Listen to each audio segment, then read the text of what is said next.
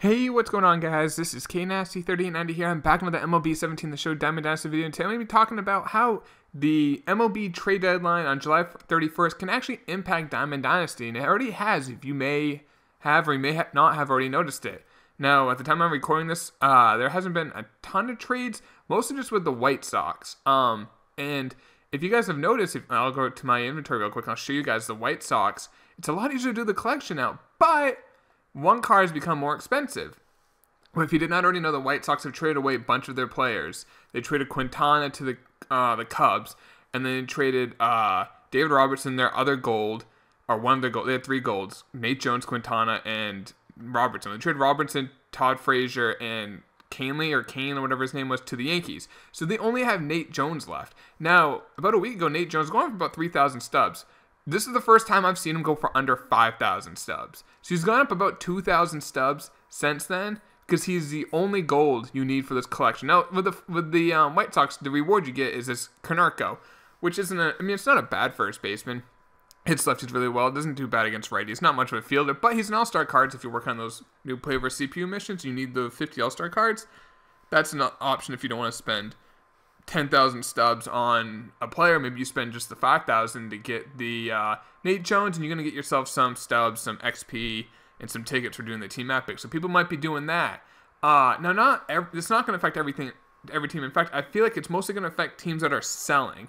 One team that could be a huge effect on is the Detroit Tigers with this trade deadline, because they are underachieving this year. Maybe you can say this is kind of what they're doing, what people thought they were going to do. They're about 5 to 7 games under 500 right now. Will they trade Miguel Cabrera? Will they trade Justin Verlander? Will they trade Ian Kinsler? I think any of those 3 could get traded. Will they get traded? Probably not.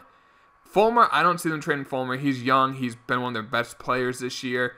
I don't see why there's any reason to trade him. But they need to cut payroll. They're old, and they have players that cost a lot. Justin Wilson might get traded, but he's a silver card. But if Miguel Cabrera, let's just say, got traded, or Verlander, especially Cabrera because he's the only diamond, you know what's going to happen is, Fulmer's price will go up, Kinsler's price, or whatever golds stay, their price will go up, and what they're going to get in return is most likely prospects. So it's not like they're going to be they're not going to get like a diamond player in return this year. They're going to get prospects or young, controllable players, and what they're also going to do is going to get rid of some salary while trading away these players.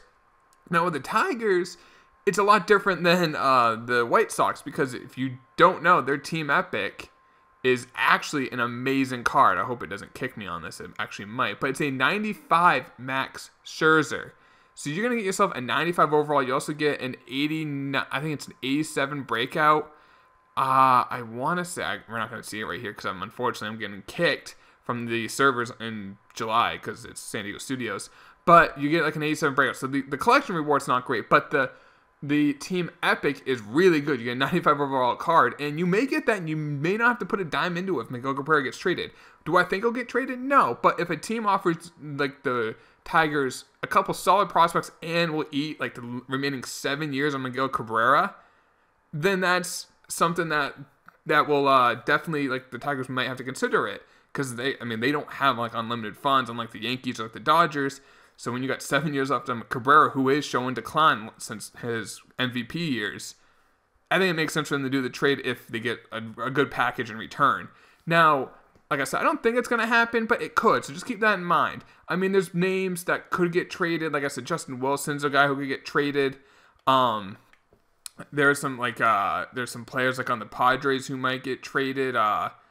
I think they're talking about the reliever. I'm drawing a blank on his name. There's some players on the Orioles, maybe like Brad Bark might get traded. Zach Britton, they're saying, even though Dan Duquette, their GM, so they're not going to trade their veterans.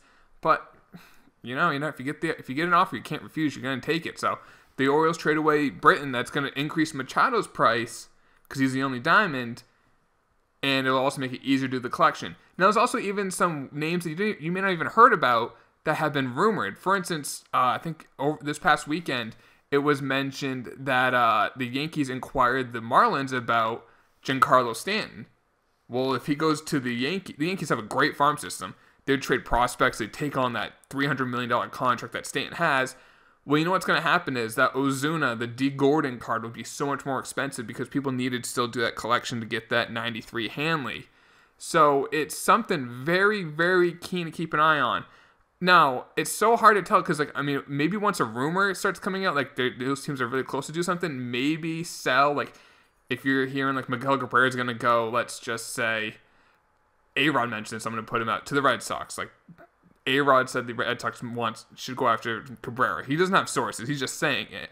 Well, I will hurt Cabrera's price because he was the best card to get in 95 overall. He's going to the Red Sox, who have Chris Sale and Mookie Betts, who are already really expensive cards. His price will go down. If Verlander stays in Detroit, his price will go up. So just keep that in mind. So keep an eye on the trade block. If you hear any rumors, make sure it's like from a verified source. Like you don't get like a fake Twitter account, like a fake Ken Rosenthal tweeting out this trade's going to happen, and then you sell or buy a card because of it.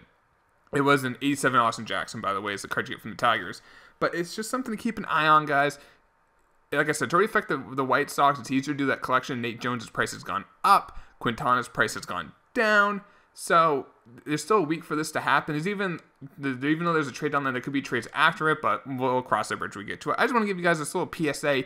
Keep a look at how the trade deadline can affect and will affect Dynasty. So make some smart decisions about this, guys. If you have any questions about this, feel free to shoot me a question on Twitter. It's the best way to reach me. Twitter is in the description down below. Hope you enjoyed this video. Talk to y'all later. Take it easy. Peace.